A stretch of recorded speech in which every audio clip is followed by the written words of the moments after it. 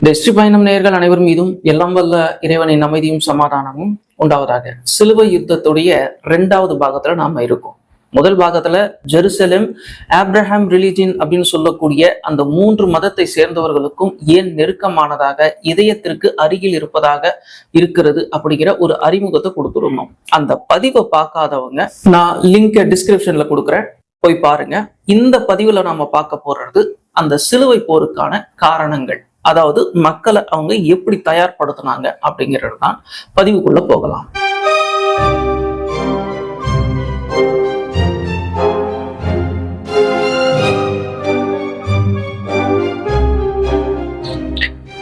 சிலுவை யுத்தம். இந்த யுத்தத்துக்கு ஐரோப்பா ரொம்பவும் ஜரூரா தயாராகுது. அதுக்கு ஒரு நீண்ட யுத்தம் தான் அப்படிங்கிறது ஐரோப்பா மன்னர்களுக்கு தெரியுது, போப்புக்கும் தெரியுது. இருந்தாலும் அந்த நீண்ட போருக்கு அவங்க தயாராகிறாங்க. தயாராக வேண்டிய கட்டாயத்துல ஐரோப்பா இருக்கு. அதுக்கான காரணங்கள் என்ன அப்படின்னு நம்ம பார்க்கணும். ஏன்னா ஒரு நீண்ட யுத்தம்னு சொல்லும் பொழுது அந்த காலகட்டத்துல அதிகமான ஆட்கள் தேவை போர் செய்யறதுக்கு. இன்னைக்கு தொழில்நுட்பம் காரணமா பேரழிவு ஆயுதங்கள் எல்லா நாடுகிட்டையும் இருக்குது அப்படிங்கிறதுனால ஆள் பலம் கம்மி. ஆனா அன்னைக்கு ஒரு மிகப்பெரிய படையை திரட்டணும், ஒரு நீண்ட கால யுத்தத்தை செய்யணும் அப்படின்னு சொல்லும் பொழுது லட்சக்கணக்கான மக்கள் தேவைப்படுகிறது.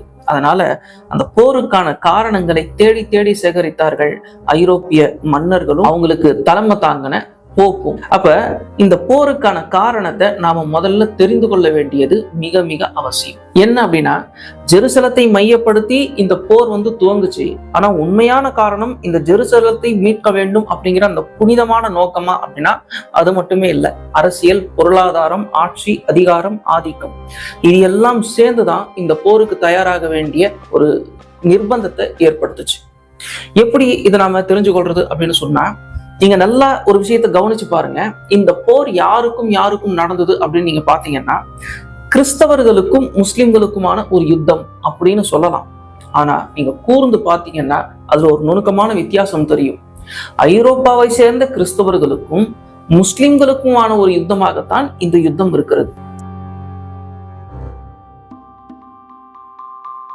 ஆசியாவை சேர்ந்த, ஆப்பிரிக்காவை சேர்ந்த, இல்ல மற்ற பிராந்தியங்களை சேர்ந்த எந்த கிறிஸ்தவர்களும் இந்த போரில் பங்கெடுக்கவில்லை அப்படிங்கிறத நம்ம பார்க்கிறோம். இந்த ஜெருசலத்தை மையப்படுத்தி இந்த யுத்தம் நடக்குது.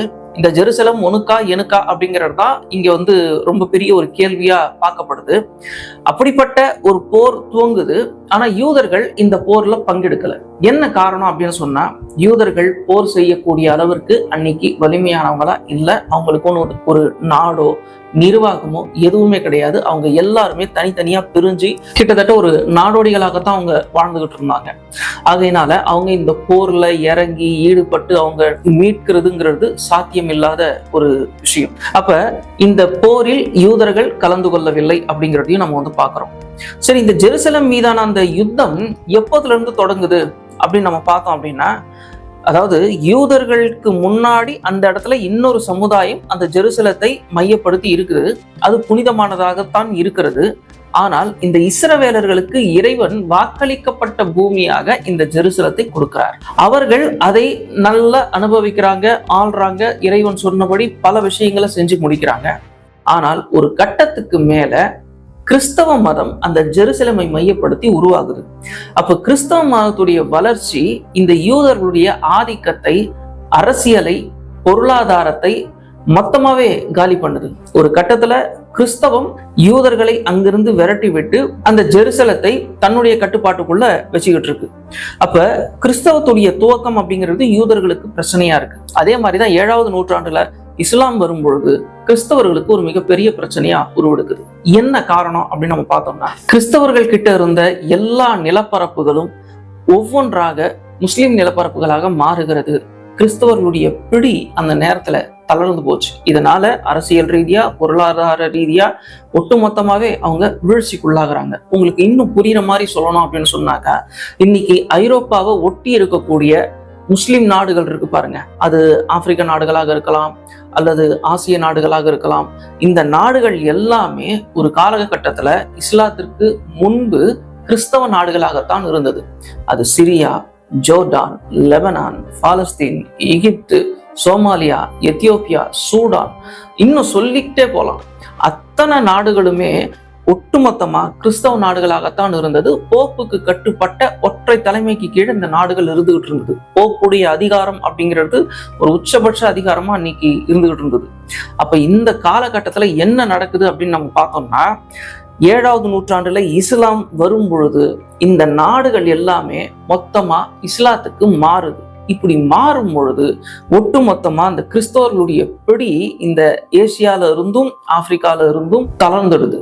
ஒட்டுமொத்தமா அந்த பிடி தளர்ந்ததுடைய விளைவு என்ன ஆயிடுச்சு அப்படின்னா, இந்த பொருளாதாரம் ஐரோப்பாவுக்கு பெரிய அளவுல பாதிப்பை உண்டாக்கிடுச்சு. ஏன்னா இந்த இடங்கள்ல இருக்கக்கூடிய நாடுகள்ல இருக்கக்கூடிய வளங்களும் பொருளாதாரங்களும் இப்ப ஐரோப்பாவுக்குள்ள போகாது அப்படிங்கிற சூழ்நிலை உருவாகும் பொழுது ஐரோப்பாவில் மிகப்பெரிய பொருளாதார வீழ்ச்சி, அங்க பசியும் பட்டினியும் உருவாகிறது.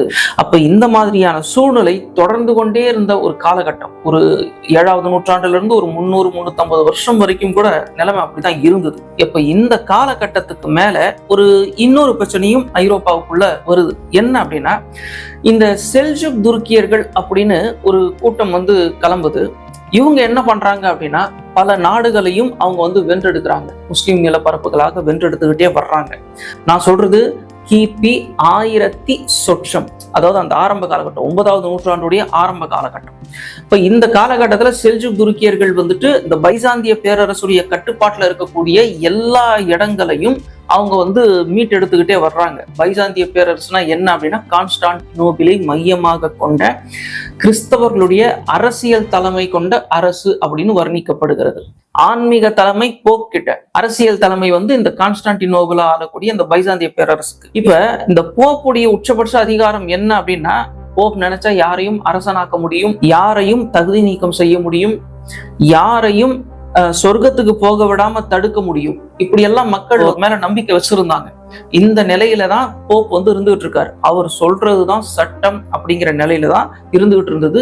எல்லா கிறிஸ்தவ மன்னர்களும் போப்புக்கு அடங்கித்தான் இருந்தார்கள் அப்படிங்கிற அந்த ஒரு விஷயத்த பாக்குறோம். அப்ப இந்த சமயத்துல இந்த செல்ஜுக் துருக்கியர்கள் என்ன பண்றாங்க அப்படின்னா, பைசாந்திய பேரரசுக்குள்ளேயும் நுழைஞ்சு பல இடங்களை தங்களுடைய கட்டுப்பாட்டுக்குள்ள அவங்க கொண்டு வர்றாங்க. அப்படி கொண்டு வரக்கூடிய அந்த காலகட்டத்துல கான்ஸ்டான்டினோபிளை நோக்கியும் இவங்களுடைய படை நகர்கிறது.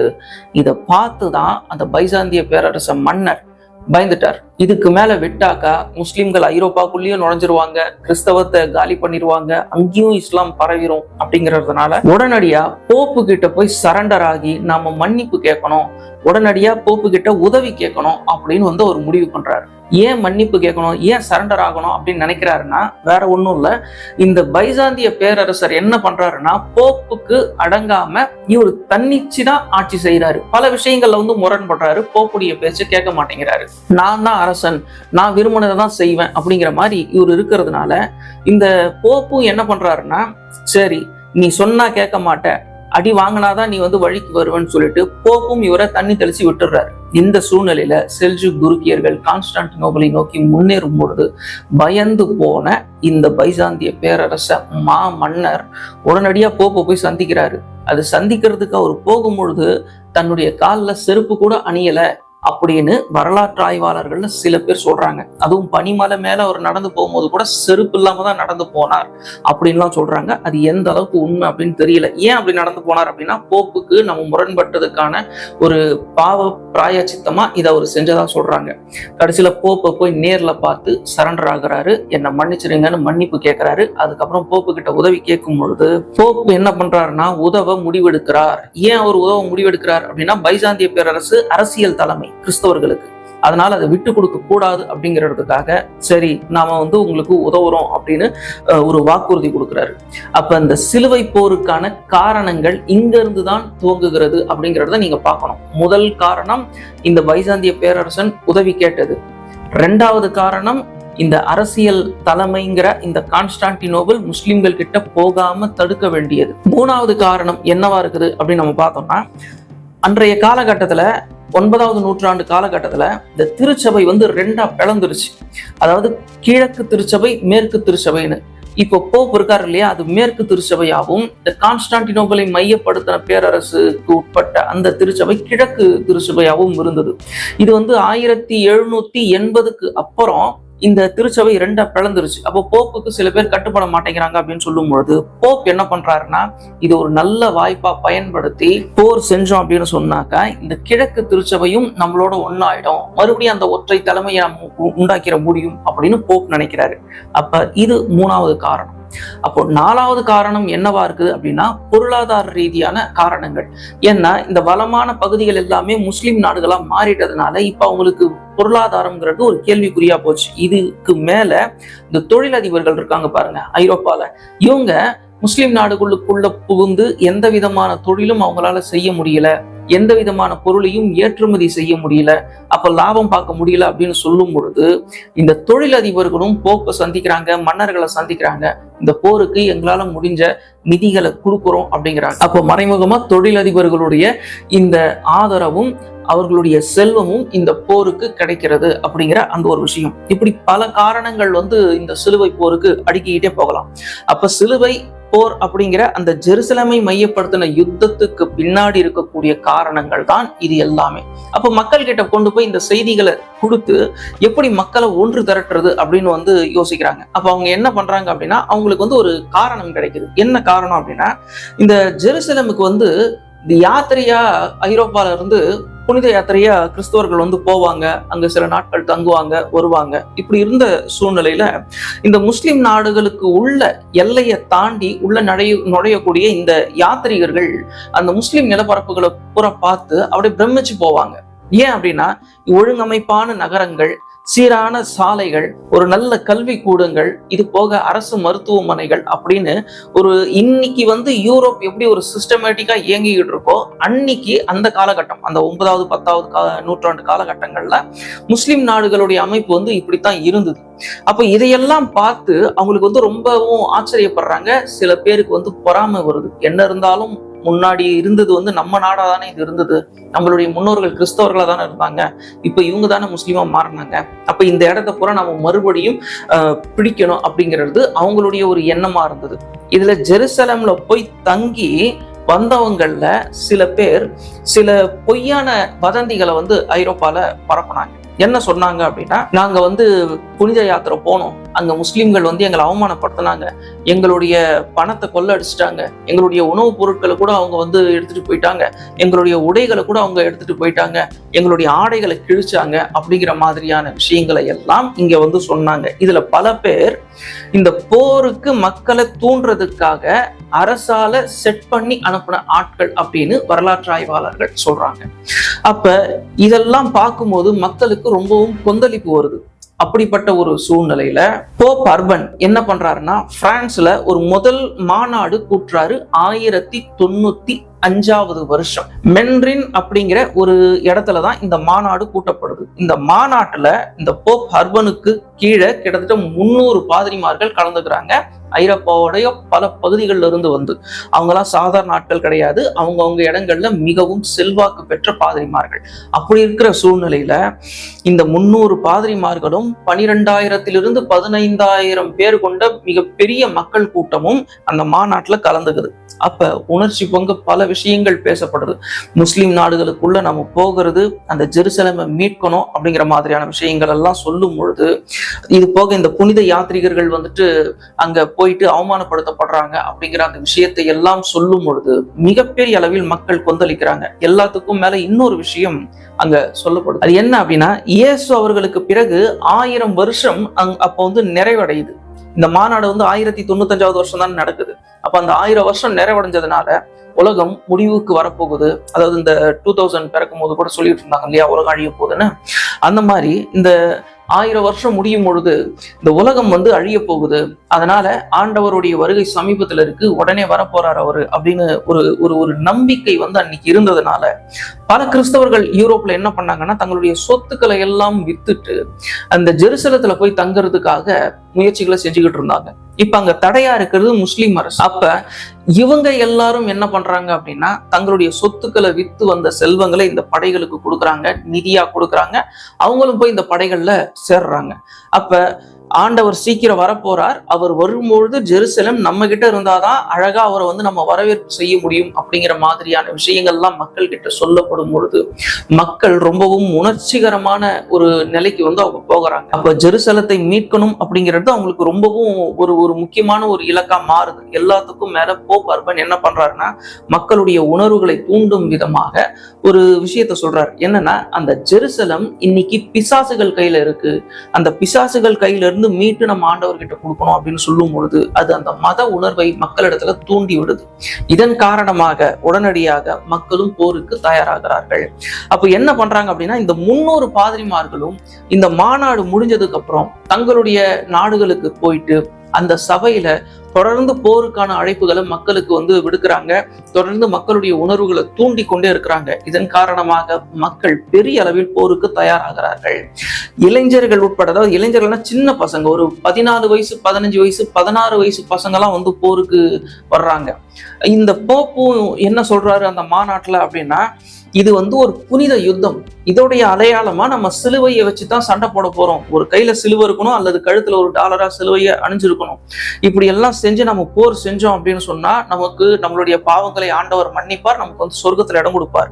அதுவும் இந்த போர்ல இறந்துட்டோம் அப்படின்னா நேரடியாவே நம்ம பரலோகத்துக்கு போயிடலாம் அப்படிங்கிற மாதிரியான விஷயங்கள்லாம் சொல்லும் பொழுது மக்கள் இதை நம்பி ஏற்றுக்கொள்ளுகிறார்கள்.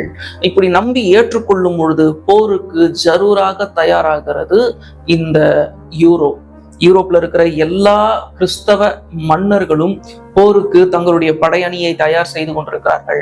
இந்த சின்ன சின்ன பசங்க போருக்கு தயாரானாங்க அப்படின்னு சொன்னோம் பாத்தீங்களா, இவங்களை நாங்க கூட்டிட்டு போய் போர் செய்ய வைக்கிறோம் அப்படின்னு அப்பா அம்மா கிட்ட போய் சொல்லி கூட்டிட்டு ஒரு கூட்டம் என்ன பண்ணுதுன்னா, இந்த சின்ன பசங்களை அடிமைகளா வித்துடுறாங்க. விபச்சாரத்துக்குலாம் இந்த குழந்தைகளை பயன்படுத்துறாங்க, ஆண் குழந்தைகளை. அப்ப இந்த அளவுக்கு இந்த யுத்தத்தை சில பேர் தவறான ஒரு வழிக்கும் பயன்படுத்தி கொண்டார்கள் அப்படிங்கிறதையும் நம்ம பார்க்கிறோம். இதெல்லாம் 1095 நடந்த அந்த பிரான்ஸ் மாநாட்டில இருந்து தான் இந்த வேலைகள் எல்லாமே துவங்குது. இப்படி துவங்கின இந்த வேலை 1097, அதாவது 2 வருஷத்துல இந்த போருக்கு அவங்க தயாராயிடுறாங்க யூரோப்ல. இந்த 2 வருஷத்துல எத்தனை பேர் அங்க போருக்கு தயாராகிறாங்க அப்படின்னு சொன்னாக்க கிட்டத்தட்ட 6 லட்சம் பேர் இப்ப ஜெருசலத்துக்குள்ள நுழையறதுக்கு தயார். இப்ப அவங்க யூரோப்பை தாண்டி அந்த கான்ஸ்டான்டினோபிளை தாண்டி வரணும், சிரியாவை தாண்டி தான் வரணும், ஜோர்டானை தாண்டி தான் வரணும். அப்ப இவங்க போருக்கு தயாராகிட்டு இருக்கிறாங்க அப்படின்னு சொல்லும் பொழுது இப்ப முஸ்லிம் நிலப்பரப்புக்கு வருவோம். இப்ப முஸ்லிம் நிலப்பரப்பு எப்படி இருக்குது அப்படின்னு சொன்னாக்க, இன்னைக்கு தேதிக்கு முஸ்லிம் நாடுகள் எப்படி இருக்கோ, ஒற்றை தலைமை இல்லாம தனித்தனி நாடுகளா குட்டி குட்டி நாடுகளா பிரிஞ்சிருக்கு பாருங்க, அப்படித்தான் அன்னைக்கும் அவங்க பிரிஞ்சிருந்தாங்க. ஒற்று தலைமைக்கு கீழே தான் முஸ்லிம் நாடுகள் இருந்துகிட்டே இருந்தது.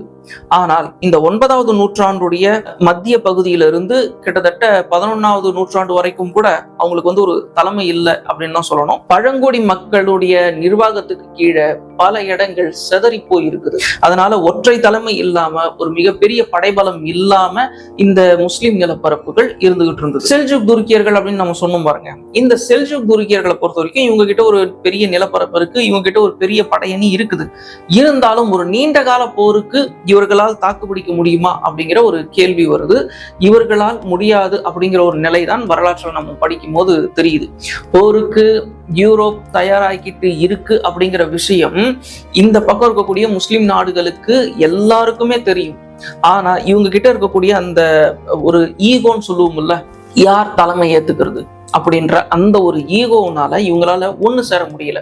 தனித்தனியா இருந்தே சண்டை போடலாம் அப்படிங்கிற மாதிரி தான் இவங்களுக்குள்ள இருக்கக்கூடிய ஒரு மனநிலை. அதனால எதிரிகளுக்கு இவர்கள் ஒரு பலகீனமான ஒரு கூட்டமாகத்தான் தெரிகிறார்கள். அப்ப இந்த பலகீனமான கூட்டத்தை எதிர்த்து ஜெருசலமை பிடிப்பது அப்படிங்கிறது ஒரு சரியான நேரமாக போப் அர்பன் 2ஆம் அர்பன் கணித்திருந்தார் அப்படிங்கிறது தான் நம்ம பார்க்கிறோம். அப்ப 1097வது வருஷம் கான்ஸ்டான்டினோபிளை தாண்டி இந்த சிலுவை படையினர் கையில் சிலுவையோடு அல்லது கழுத்துல அந்த சிலுவையை அணிந்து கொண்டு முஸ்லிம் நிலப்பரப்புக்குள் நுழைகிறார்கள் அப்படிங்கிற அந்த ஒரு விஷயத்தை நம்ம பார்க்கிறோம். பலகீனமான முஸ்லிம் கூட்டங்கள் இவர்களை எதிர்க்க தயாராகிறார்கள். இப்ப உங்களுக்கு இந்த போருக்கான காரணங்கள் புரிஞ்சிருக்கும், எப்படி இவங்க போருக்கு தயாராகினாங்க அப்படிங்கிறது புரிஞ்சிருக்கும், முஸ்லிம் நாடுகளுடைய நிலைமை என்ன அப்படிங்கிறதும் உங்களுக்கு புரிஞ்சிருக்கும். அப்ப இந்த பதிவுல நம்ம சொல்ல நினைச்சது இதுதான். அடுத்த பதிவுல நாம சிலுவை யுத்தம் எப்படி நடந்தது அப்படிங்கிற அந்த ஒரு விஷயத்தை பத்தி நாம பார்ப்போம். இந்த பதிவு உங்களுக்கு பிடிச்சிருந்தது அப்படின்னு சொன்னா உங்களுடைய நண்பர்களுக்கும் பகிர்ந்து விடுங்க. நாம அடுத்த பதிவுல சந்திப்போம். நன்றி நேயர்களே.